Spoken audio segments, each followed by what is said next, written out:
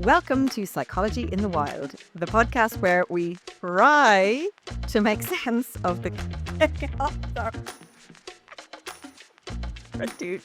too hard on try there. I mean, Right. That was a long try. It was a big try. Okay. I like the emphasis. Because it's nice to try and make them all sound a bit different as well. Yeah, I know. It actually is. Okay, I'll try and do it again without it being too OTT. I'll try. Okay. Try. Okay. Welcome to Psychology in the Wild, the podcast where we try to make sense of the chaos of everyday life.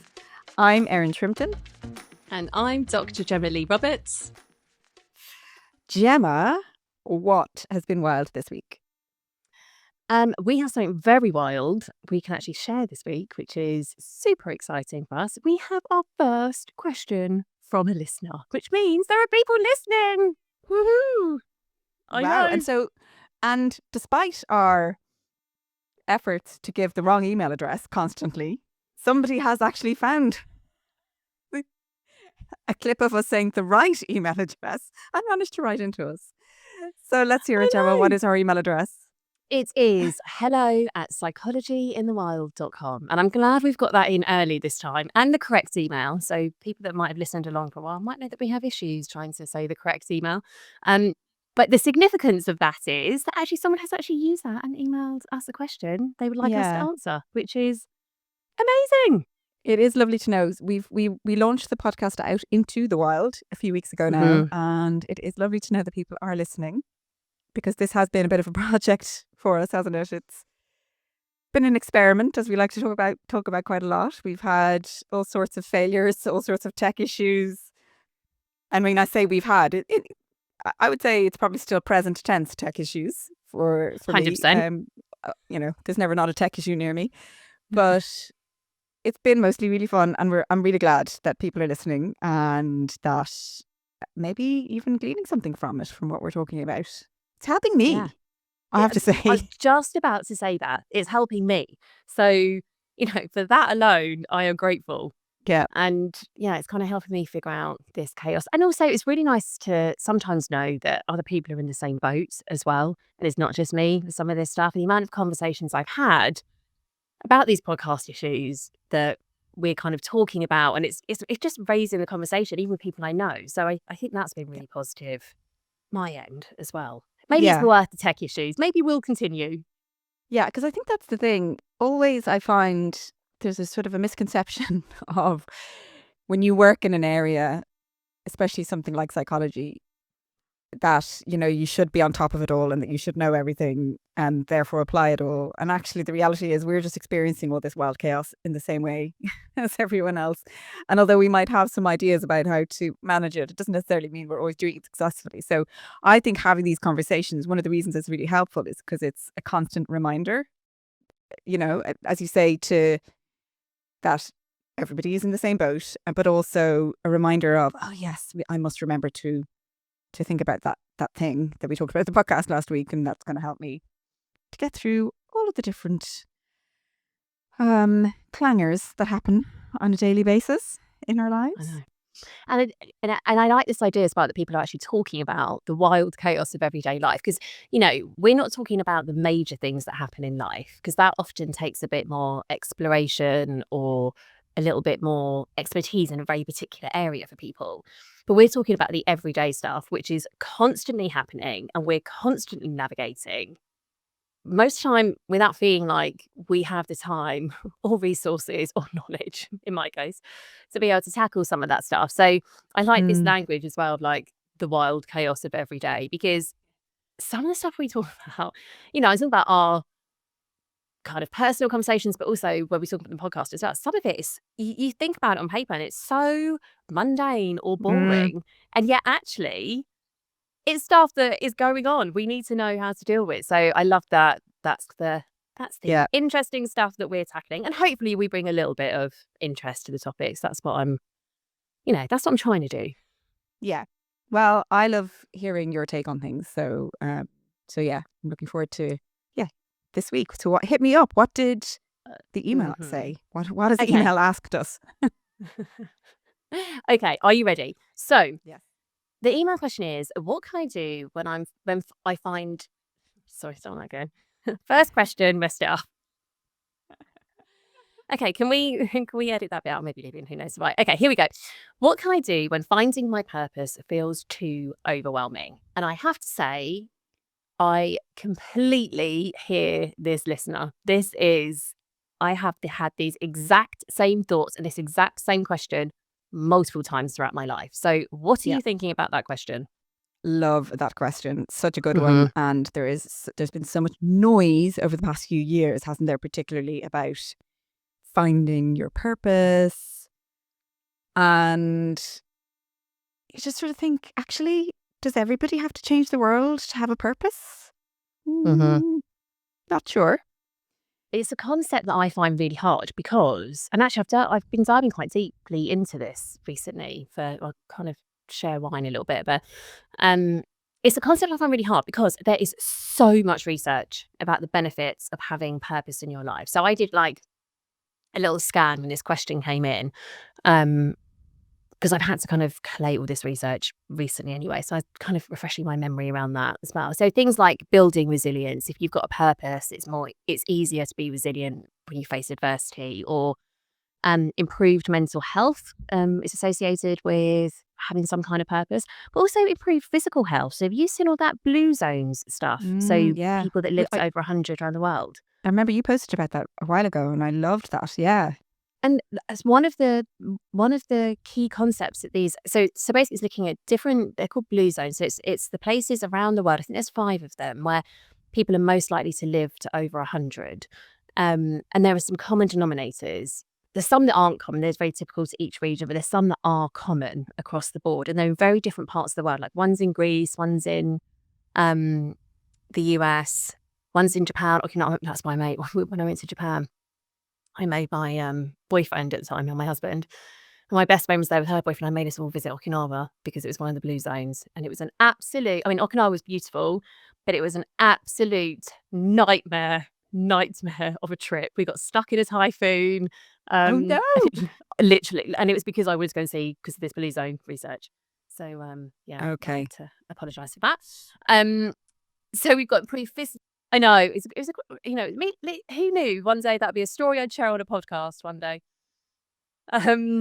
There's also other things like improved life satisfaction, happiness, fulfillment, intrinsic motivation. We've talked about that before. So not an external carrot making you do something, but something that matters to you, so you're motivated to do it.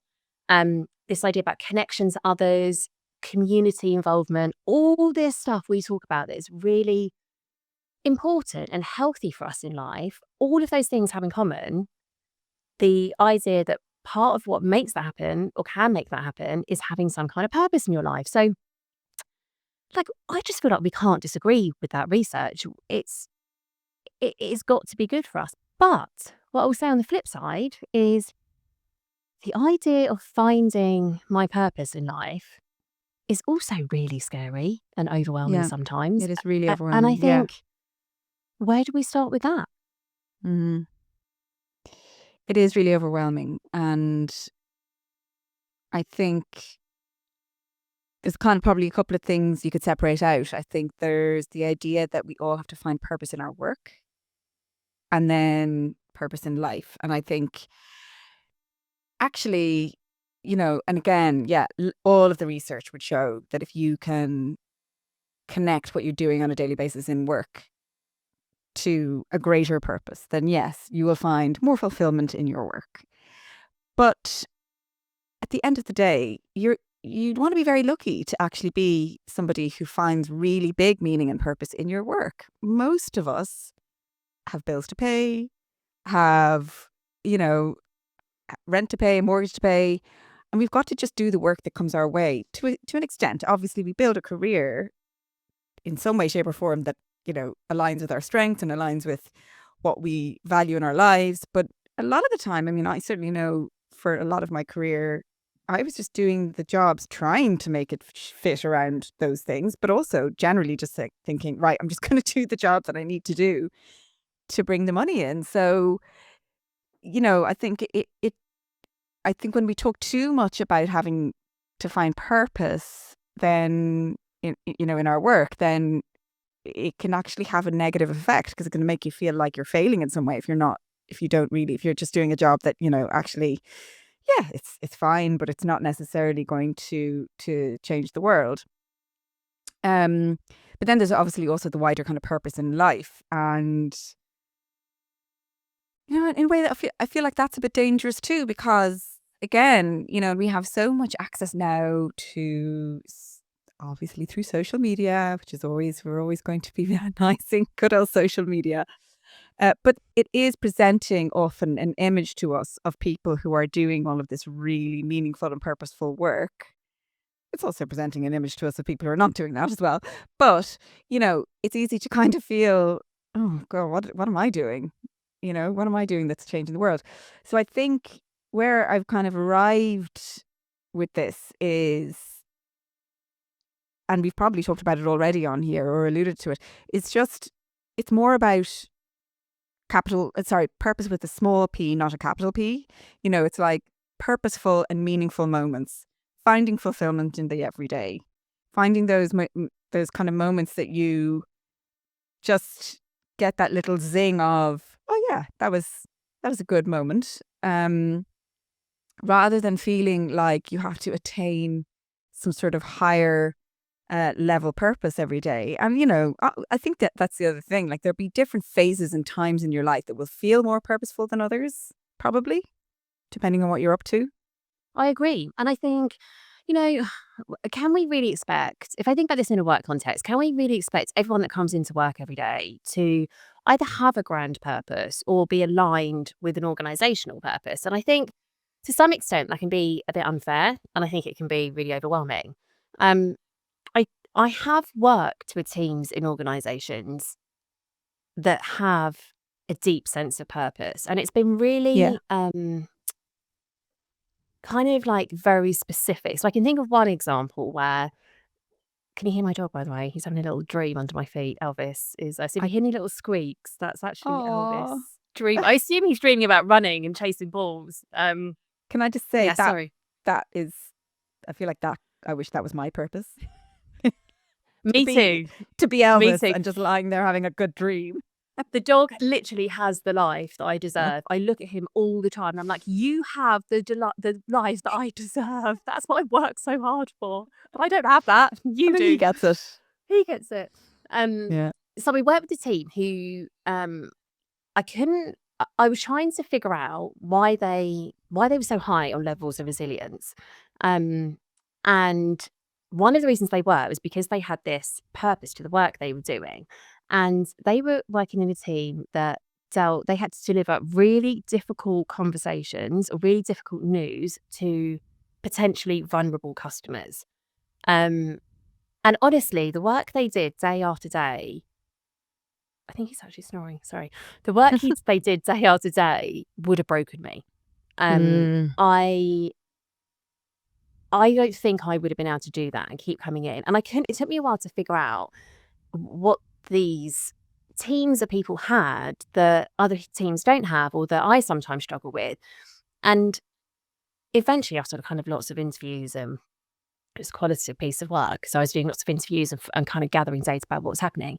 And the key factor was this idea of purpose or meaning. And it's because even though they were delivering news that was really hard, and I mean some of this stuff was really hard, they felt like they were doing it in a way where they were genuinely doing their best to also help the customer. They were doing their best to try and help them find a way out of really difficult situations. And that's what kept them going. Whereas I'd be scared to be on the phone. They used to get sworn out on the phone. They used to get the phone like slammed down. They used to get called horrible names sometimes. And so they had to build up a bit of a protective barrier around them in terms of that. Yeah. But the thing that kept them going was this idea that actually, yeah, that does happen and that's not very nice. But there's a lot of people that we actually help and we get them back on their feet or show them what they can do to make this better and help them take those steps to do it. But that's really rare. That's a really specific thing. And I imagine, maybe doctors or nurses might feel like that, or, but I'm not saying if you don't have that scenario where you're helping someone really explicitly day after day, you can't have purpose. I'm not saying that at all. I'm just saying it was very obvious. It's very obvious for some people in their work lives. You think about Yeah. vocations like teachers or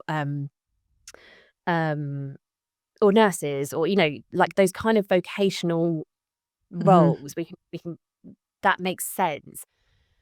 But I like this idea, and the thing that I've been working on recently is thinking about these. Firstly, this idea of like little p purpose. So big P purpose, exactly as you were talking about, is this idea of like grand purpose in life. Like, I am here in my life to do this thing, to serve in this way, or to change something or create something. And it's something that will be aligned to your values, but also like deeply, deeply meaningful to you as an individual. But I also think there's so much opportunity that we miss around this little p, this little purpose. And I've kind of taken to calling it meaning, or like referring to meaning, because I feel like we can, and this is what I've been working on recently. I've actually just created a new course on this, on creating micro moments of meaning. It's these teeny tiny moments that are probably happening anyway. So we have to kind of train ourselves to spot them or notice them, process them, like cognitively, or we can actually make them happen. But they're little tiny moments of meaning. And I think when we're struggling, this idea of a grand purpose and, a direction, because that's what purpose is like, it's a big direction in life. These tiny bits of meaning, I think, can pull us through some of the really challenging times and challenging days as well. And it's And you're right, certainly because helped me. And I think it's just hearing you go through that, it's making me think, often I think, and I know I've been guilty of this before I kind of came to all of this realization, is that if you spend too much time focusing on trying to attain or align to this big purpose and a big P, with a big P, you're going to miss the moments with the small p. You're going to miss the little meaningful moments because you're distracted by trying to chase something bigger. And at the end of the day, our days and our life is just made up of loads of different little moments, really, isn't it? So it really is. If we pay more attention to that. Yeah. And some of it is reframing. Some of it's like, let me give you an example. It's not a work example. But this really helped me. I went away recently with the family. And it was one of those trips that I think we've all had them at one point or another. The really hard ones. And you don't know why it's so hard, because we were doing stuff for the kids. It was hard work. Hard, like in every sense, like just hard work. To the point where I was like, God, should we just go home? This is so challenging. But what I will say is there are a few moments, I'll highlight the few here, few moments that were really meaningful. Like, for example, watching my littlest one, who is our kind of second child, wild child, on the beach, she just completely calms when C's there. So just watching her just stop and watch the sea, and it's always actually changed his personality a little bit. It does something to her. I mean, and these things are so brief sometimes. Or my oldest little girl, like picking up a stone that looked like a heart shape, and she was obsessed. She's like, "Can I take a pic? Can I use your phone to take a picture?" She's never done before, but it wasn't of like any of us. It was of this stone. She wanted to, and I was like, "Yes, like that tiny." I mean, we're talking seconds here. That's how quick these things can be. But those kind of few little things dotted through the week make me look back and think, no, we did. We connected, and it was hard, but we were together, and we're a team, and we're like, it kind of, it made the experience less painful, more enjoyable, in like more satisfying. But it also reminded me of the connection that we had as well. It wasn't all challenging, if that makes sense. And I know that's such, I'm always quite hesitant to even use that example, because I'm like, oh, that's so boring, so basic. But this is the point of these micro moments of meaning. Is it could be like a smile with someone in a coffee shop. It could be taking a different route to work, seeing a different building. Be like, wow, I wonder how that was built. Well, that's impressive. I've never seen that before. Or they can be teeny tiny things. but it brightens our lives, and it does. I don't think there's any way of getting away from it. It does we can give our lives meaning for a small moment. Yeah, it's just really all about paying attention to it, isn't it? Yeah, and it's very I think easy it to is. not pay attention. Yeah, to those little moments. If you're stressed about something else, or you're worried that you're not getting what you were expecting out of. So we often talk about trips and holidays like that, where you have high expectations of it being a holiday, and then it maybe turns out to not quite be a holiday in the sense that we maybe used to experience a holiday. But and so if you it's really easy to get into the kind of focusing on the disappointment of that, or the emotion that it's associated with, well, why aren't we having the time that we thought we were going to have? And then you're distracted by that, and then missing actually the other moments that are bringing meaning in another way. So yes, the only I thing I'd totally. say though is we have to be careful not to take this too far, because we've talked about toxic positivity before as well. So what we don't want to do is ignore how hard things are as well, because Yeah. we're just so focused on trying to find some kind of positive somewhere. Because I don't think that's healthy either. I can safely say that trip away, I do not want to be repeating. I'm Yeah. I'm not going to minimize any of the pain of that trip. But I think on balance, I have to look at it like there were a few little moments in there where, we felt connected and it was nice. And Yeah, so I think that's what we also have to talk about here as well. definitely. Because that's the other thing, little purpose or big purpose. With everything that's great in our lives and everything that's good for us in terms of psychology, there's also a downside if we're too focused on that as well. Yeah. Because imagine the big purpose, but so imagine you're you've set up a business and it's really meaningful for you, it's really important, and you put everything into it. Again, I think that's a brilliant place to be. In some respects, I'd love a life like that.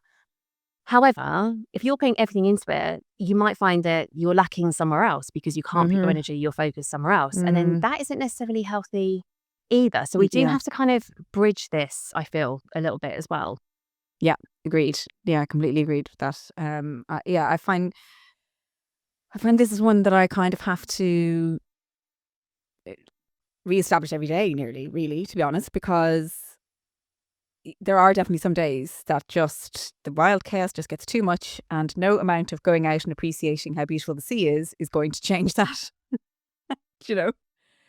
And then there are other days where I might force myself to do it, and I go, okay, yeah, those few moments actually, that has reframed my day a little bit. And so it's just about trial and error each day, and finding, and then, there's going to be things that you can do. So maybe we can talk about that now, but there's going to be things that you can do that will help you on a day-to-day basis find meaning in your day more, like getting closer and understanding your own values, or understanding your strengths as well. That's another big one, because if you're spending your whole day in a job and you don't get to use your strengths at all, it's going to be pretty hard for you to find any meaning in that. You're going to just find yourself frustrated most of the day.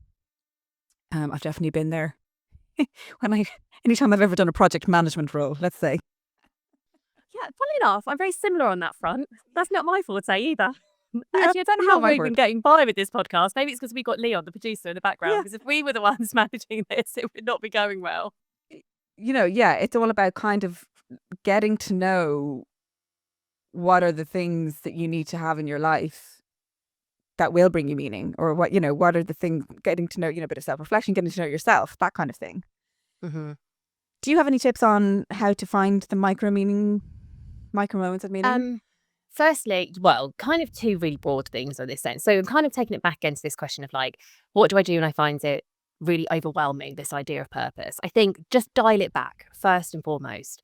Very few people know what their purpose in life is every day. And it doesn't always have to, sometimes it might be work related, sometimes it might be raising a family, or connecting with friends or family, or doing something that I know is helping people. It doesn't always have to be these massive, massive things. So if you're starting to feel overwhelmed by the idea of finding a purpose, or knowing or assuming that we all have this massive purpose, just dial it down and take a step back is my first tip on that front.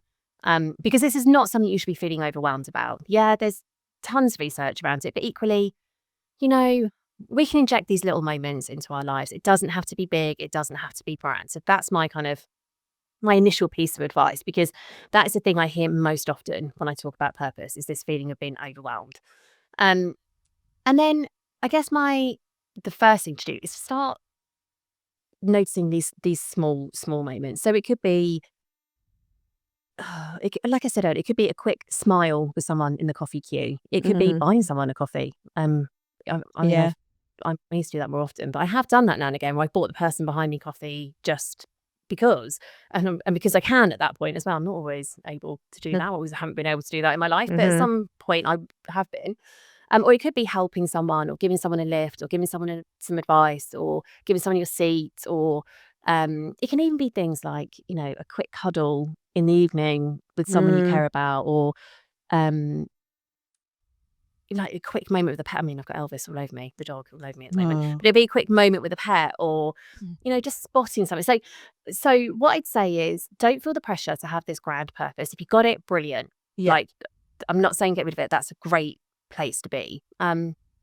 If you don't, maybe start journaling about some of this stuff, like jotting down a few moments of meaning every evening. And honestly, they could be so simple. It can be a really quiet coffee on your own once everyone has left the house in the morning. It can be a quick check-in, a text. It could be a quick smile or a compliment for someone, or noticing someone that gives you a compliment even. And I've kind of got these broad, but I've drilled down into the research about what these categories of meaning could be, and they're really broad. So some of it will be around, like, your direction in life. Which will be aligned to your values, what you find important. So first and foremost, get to know what's important to you in life.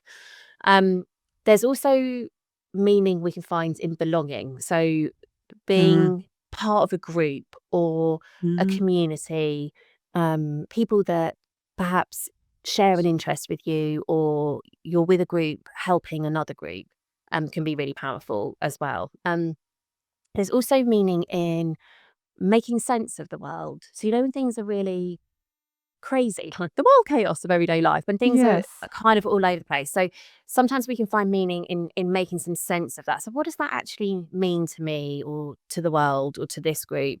And that could be reading. That could be having a chat with someone about something on your mind. Lots of people find meaning in connecting something bigger as well. And that can be religion, it can be spiritual, it can be, I kind of put awe, A-W-E, not O-R, A-W-E, in this category as well. Like, I do this quite a lot. Sometimes I look at the trees when I'm out and I'm like, God, like, I wonder how old that tree is. And that's been here so much longer than I have been. And seen so much more than I have. Obviously trees don't see, but this is just how I'm talking to myself at this point. So that's something bigger. If there's like small moments where you feel like you're connected to something big, and that will look different for all of us. I freak myself out with that kind of thing sometimes. Do you? In what way? Tell me what way. But when you think too much about things like space, or or how long a tree has been there, you're just, I know, you don't want to be thinking about that for too long, because it's just. I remember recently seeing Brian Cox. He came to a book festival nearby here, and he was talking with The Edge, who's really interested, from U2, really interested in space as well. I think it was The Edge. You're so Irish. One of the members of U2, which wasn't Bono. I think it was The Edge. I'm pretty sure it was The Edge. Anyway, the two of them were having this chat about it. And I remember even being in the audience getting just a little bit freaked out about all the chat about black holes. But you're right. I think, it does, if nothing else, it certainly gets yourself out of your own thoughts. Reminds you that there's got to be a greater purpose. And sometimes when the kids ask me questions, because they're starting, especially the older one who's 7, is starting to learn a bit. They had space topic last year, I think. They've just had it this up, and I'm like, I don't know how to answer that, because it just scares me a little bit. So I think that's another reason why we need to keep these moments to be micro, because we can't go too far down this hole. It can be a fleeting moment, and then we have to figure out how to move on. And the final one, the last one. The final one, I think, like these big categories of where we might find some of these micro moments of meaning, is in well-being. So looking after ourselves. Yes. Like sometimes, Yeah. you know, putting our needs first, or having a bit of self-care, or, you know, a massage. I mean, that's not a micro moment, a massage for sure, but like, Oh or my quick God, breathing exercise. That's a I mean, mega that's- moment of. That's a mega moment. Yeah. Do you know, I don't remember the last time I had a massage. I've got to start booking them in sometimes. Oh, you do. Yeah, you do. I I'm going to love it. prescribe that to you. Oh, 100%. Or it could be you with your red light, your infrared My red light. Oh, But Gemma. again, that might not be micro, but I know you love that infrared I love light. my red light. I really do. That is, yeah, that red light has a lot of meaning for me. So that's just giving Should I people just, an idea. can I explain what the red light is in case Yeah, anybody you hasn't listened better, to 'cause other I don't- episode Yeah. in which we talked about the red light? Because there are, maybe a lot of people will think of red light. When I say about red light, there's those like kind of freaky looking mask things that, which by the way, I do want to buy because they're supposed to be really good. Different versions of red lights, though. There's also Yes. something you might not want to be associated with. So it's probably a good idea that you are delving into what it is. Exactly. So my red light is actually an infrared light. It's a well-being tool, shall we say, and it is really good for reducing chronic pain and inflammation, and also for helping with chronic respiratory issues. So if I'm feeling below par, I lie with my red light and or sit up or whatever. But it's just it really helps me to, well, I've had a lot of chronic pain over the last while, and it has really helped that. So it just brings me a little bit of kind of relaxation in my day, which is very, very much appreciated. Definitely a moment of meaning. I'm very glad you've added that in, because actually, if people are listening to these in a different order or haven't listened to the other one, they'll be like, "What on earth are they talking about?" Yeah. So that's, you know, I just think challenge yourself to think about one tiny moment that was meaningful at the end of the day. And my guess is, and because I've seen this happen so many times, and actually this has been quite transformative. Oh my God, talk about not being able to get your words out. It's been quite transformative in my life as well, because, and Yeah. again, I'm going back to this, do not deny the hard stuff. It is not about replacing the hard No. stuff. It is just about noticing some things that are very important to you in life. But it can change your day. It can change how you view the world. So challenge yourself to think about every day one small micro moment that was meaningful for you for whatever reason. You don't need to explain that to anyone else or even yourself. Just for whatever reason, it was meaningful for you. And my guess is, if you start doing that, if you do that for next week, next 2 weeks, you're going to start noticing more of them, because we notice what we train ourselves to notice. And this, you know, one of the greatest tools we have at our disposal in terms of growth, performance, development is attention. So choosing where we focus our attention, which we do have control over. Not total control necessarily, but we do have some control over. So if you're training yourself to notice these things over time, you're going to notice more of them. So that's kind of like noticing is one part. And then the second part is, how could you add some of this to your life? How could you have these tiny, tiny moments? Could you, you know, instead of looking down at your phone when you're getting a coffee, could you look up and smile? Could you ask someone a question? Could you take a different route to work one day? Could you do a, 30-second breathing exercise? You know, challenge yourself then to think about, okay, what small things could I do that might be meaningful? And the beauty of this is, firstly, most of them are already happening. We're just missing them. So it's not a massive undertaking to find your meaning. My whole thing around this is, it's actually not an undertaking at all. It's just changing your attention, your focus, or shifting it. But the other thing is, even if you do want to add some of this in, it's not that hard, because I'm talking about micro moments. I'm not talking about an hour out of your day every day where you've got to, sit and do 10 things, and then you've got to do, like, that's not my vibe at all with this. So that's kind of my advice. I like that for that reason, because it doesn't feel like you've got to go off and change your life to make your life more 100%. meaningful. It's, you just literally have to pay attention to what's important to you. And one of the things I liked, I'm pretty sure I've already banged on about it here, but the negativity bias is real, and it is live, and it is potent in our lives. Mhm. So negativity bias is that bias where we are literally programmed to look out to the world and see what's wrong with it before we see what's right with it. And that is just how we're programmed, because we're programmed to watch out for threat. So we absolutely have to, I think we talked about this actually when we talked about optimism, but this is a really nice add on to that actually, because it's literally like we have to train ourselves to notice some of the things that bring us meaning and some of the things that are happening in our lives that are aligned with what's important to us. So I really like that, because as you say, it doesn't mean we have to change anything. And I think the other thing I was thinking as you were talking about all of this is,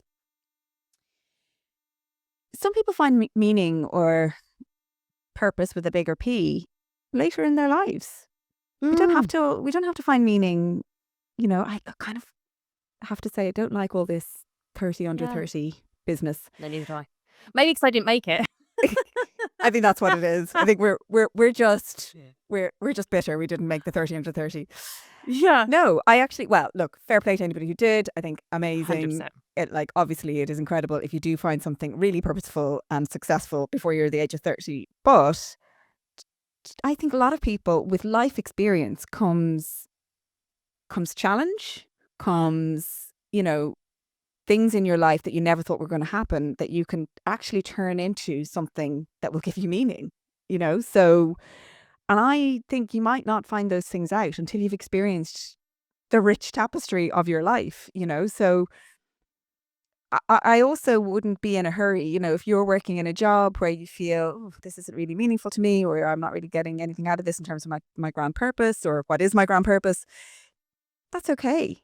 I remember when I was living in London, as you actually, this was because at one point we lived very close by, and this was when we did live close by. I was looking for a flat in Clapham. Do you remember we used to live like around the corner from each other in Clapham? I know. Back It feels in like the such a long day. time ago. I know. And I was viewing flats, and one of the estate agent who I was, he was very nice. He was a very nice man, but you could tell he just wasn't particularly engaged in his job. And I can't remember exactly how it came up, but if you have a conversation with me for long enough, the topic's probably going to get on to one of a few things. Musical theatre, it was in this case. And it turned out that he was really into musical theatre, and he literally, the man's face completely changed. He absolutely lit up and started telling me all about the rehearsal he was going to that evening. And, we had a good old chat. Obviously, I was totally there for that chat. And it just made me think, showing people around flats in SW11 probably was not that guy's grand purpose. But that's okay. That's what he did during the day. Mm-hmm. And in the evening, he did something that was really meaningful to him, in which he probably felt belonging as part of the group that he was with, and did something he was good at, and probably found lots of moments of meaning. And so I suppose it's important to remember that we don't have to find meaning in work. Obviously, it is, as we already said, research would show it is good to find meaning in your work. But if you're at during a phase where you're not finding work particularly meaningful, that's kind of okay as well. Don't 100%. use that as a stick to beat yourself up with, as well as everything else. Couldn't agree more. Yeah. So I often think about that, and then I kind of use it for myself. When I'm having a tricky time work-wise, I kind of think, right, what can I be doing outside of work that's going to help me feel a bit more fulfilled here? So, and of course, now this is going to lead me on to job crafting, Gemma. I'm gonna have to start talking about job crafting. I mean, I knew you were going to have to get there one day. So, just FYI for everybody listening, literally, don't turn off. I promise you, she makes it interesting. when we talk about this podcast, and we're talking about topics that we might discuss, I'm always like, can I talk about job crafting? Maybe we could talk about job crafting. Let's talk about job crafting. Gemma's like, and full disclosure, we actually tried to do an episode just on job crafting, didn't we? And we did a whole episode on it. I think we actually might have done it twice even. And that episode probably won't see the light of day. The tech didn't work. We probably babbled on too long about research or something. I can't even remember. But Anyway, so I'm going to give a quick précis of what job crafting is because it's completely related to this topic. So job crafting is a term coined by psychologists probably about 20 or 25 years ago now, which describes how you can craft your job to make it more meaningful to you. So it's a bit like job design, basically, but it kind of turns job design on its head because job design is more about, your manager designing your role and handing it over to you and telling you, this is what your job is, this is what you're going to achieve, and this is how you're going to do it. With job crafting, it's a much more progressive idea because it's where a manager might say to you, these are the outcomes you need to achieve. How you do it is over to you. And so it leaves it wide open for scope for you to kind of design exactly how you spend your day. Now, obviously, within the constraints of like most of us, if we're in a job, have to go to various meetings. There are probably some sort of frameworks around the types of reports that we might have to design and deliver and that kind of thing. But if you think about it, we have, and I just actually posted on LinkedIn about this, a newsletter on this, we have so much more autonomy and agency over how we spend our days than we actually think. So there's 3 types of crafting that you can do. One is around the task, so changing the way you do the tasks that you do every day. Then one is around relational crafting. So that's about changing how or aligning how you like to interact with others with how you do it. So that's all about, the relationships you have at work. And then the last one is cognitive crafting, which is a slightly tricky one because that's about how you attach meaning to the work that you do, which is kind of, we'll get back to that because that's kind of what we've just already been talking about in terms of how difficult that can be sometimes. But task crafting is a nice one because that's just thinking about, it's quite nicely aligned with actually the micro moments of meaning that you went through, because it's really just about finding the tasks that you do on a day-to-day basis and making sure that there are tasks that you're doing that actually do bring you that moment of meaning. And whether that's, actually you absolutely can't stand PowerPoint and instead you decide to illustrate one of your graphs, or this can also be things like, instead of having a meeting in front of Zoom every time you have a meeting, you take a call outside on the phone. So you do a walkie-talkie. There's lots of different ways to kind of change up the task, but just to find kind of ways to make those tasks a bit more meaningful to you. Relational crafting is all about, some people, and I think again, now that we've been through the pandemic and the changes in the way we work, where a lot of us are probably getting more attuned to this because there's lots of different ways to connect with other people. Some people prefer connecting in an office and being with other people and working with other people that way. Some people prefer actually getting their head down and connecting on Zoom. So it's about like tuning into that and identifying how you like to connect with others, how you like to connect with your customers, finding a way to better connect with customers or end users. And actually then that relates quite nicely to the last one that I mentioned, which is called cognitive crafting, but it's really about mindset. It's about, how you connect to the end user or to the kind of the bigger purpose of the organization. And the issue with that, as we've already said, is often it can be very, very hard to find a way to connect to, if you're working in a large organization, 10, 20, 30,000 people in the organization, and you're working in the middle of that organization, sometimes it can be really hard to go, what actually impact am I making here?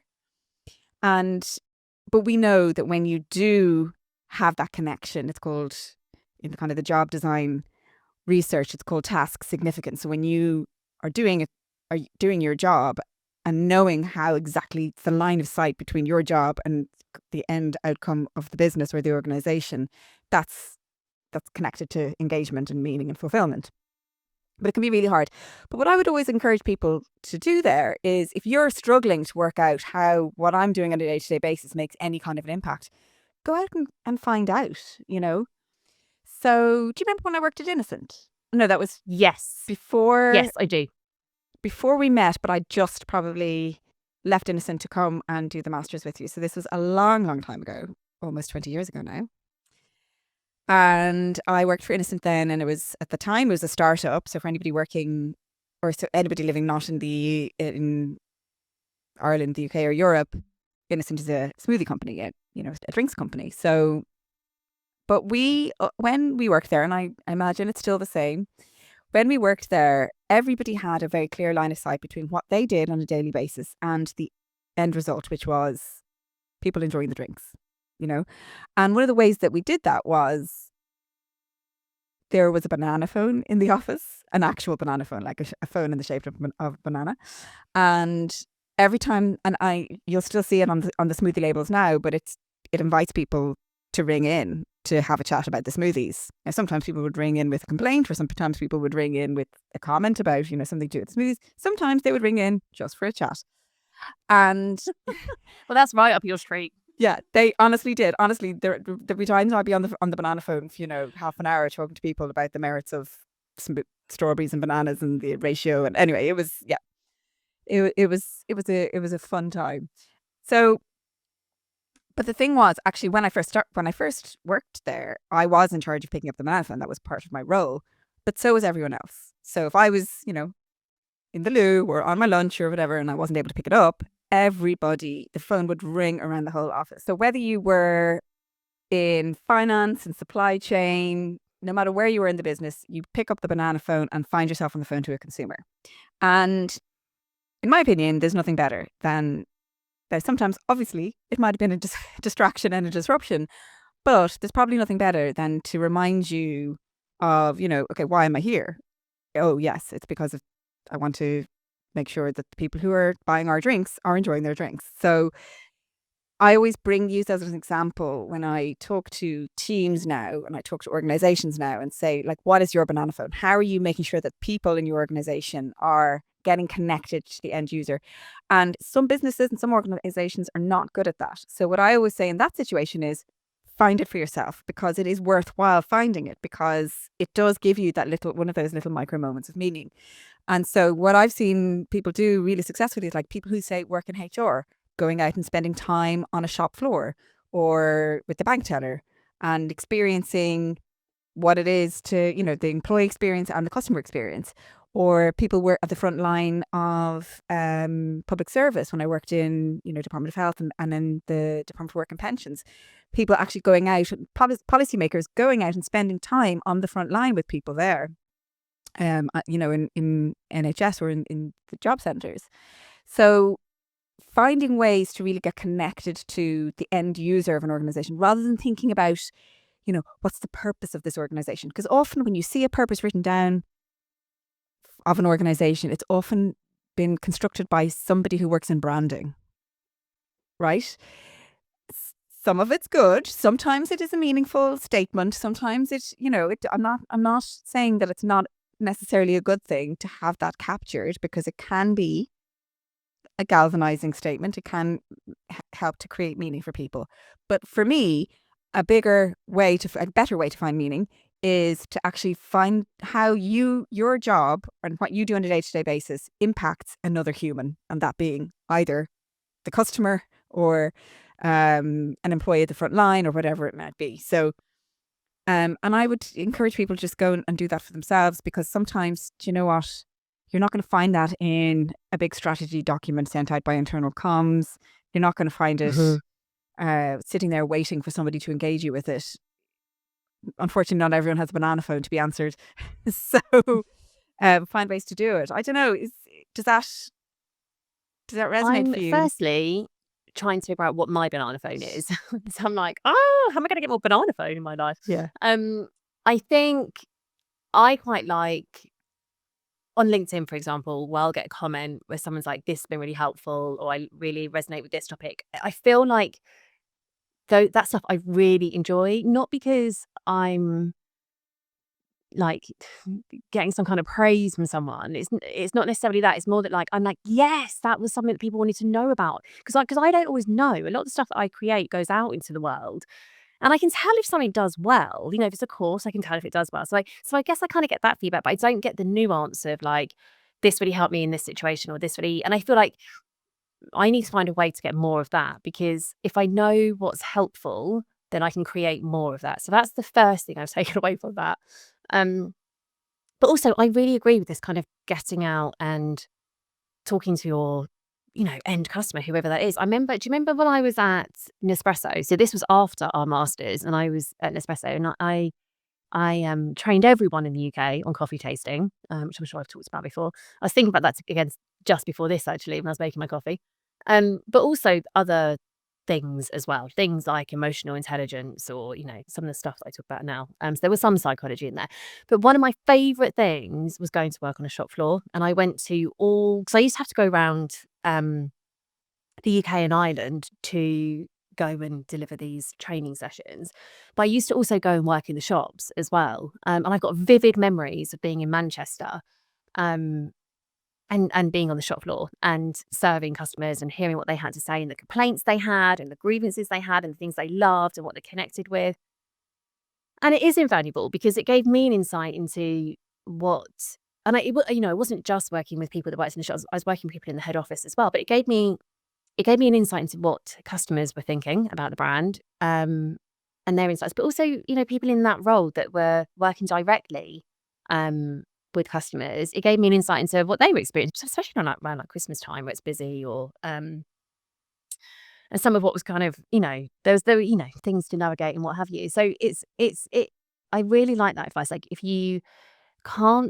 your meaning or purpose isn't, we're talking about in a work context here, but if your purpose or meaning isn't handed to you on a plate, and even if there is some kind of document out there that says what the organizational purpose is, and those are not necessarily your words or your sentiments, if it's not there for you, then try and find a way to bring some of that meaning into your work life. It doesn't have to, exactly as we've said, it doesn't have to be a grand purpose, but it could be things like helping your team out. It could be working on a new project with a different team. It could be volunteering for something. It could be being connected to, another team or another person, another department that feels good for you in some way. So I like that idea of using this as part of job crafting. And one day I will get onto the topic of life crafting as well, because that's always my next progression I'm trying to get to when I talk about job crafting. That's the next step for us, definitely, life crafting. We've got to get there. I mean, I'm still trying to do it myself. So I think maybe once we cracked it, maybe then we can start talking about it. Yeah, exactly. Yeah. I feel like I'm trying to craft a life that's meaningful to me. So, I mean, I think I'm kind of there in some respects, for sure, but definitely. Yeah.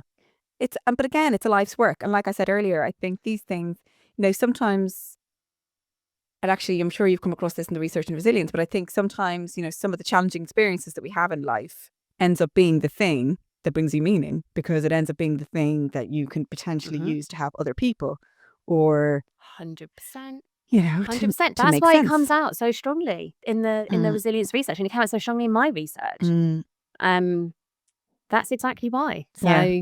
I totally agree. So, okay, thinking like practically here, then what people can do. Firstly, don't feel, exactly as you said, don't beat yourself up if you're struggling with that idea of a grand purpose.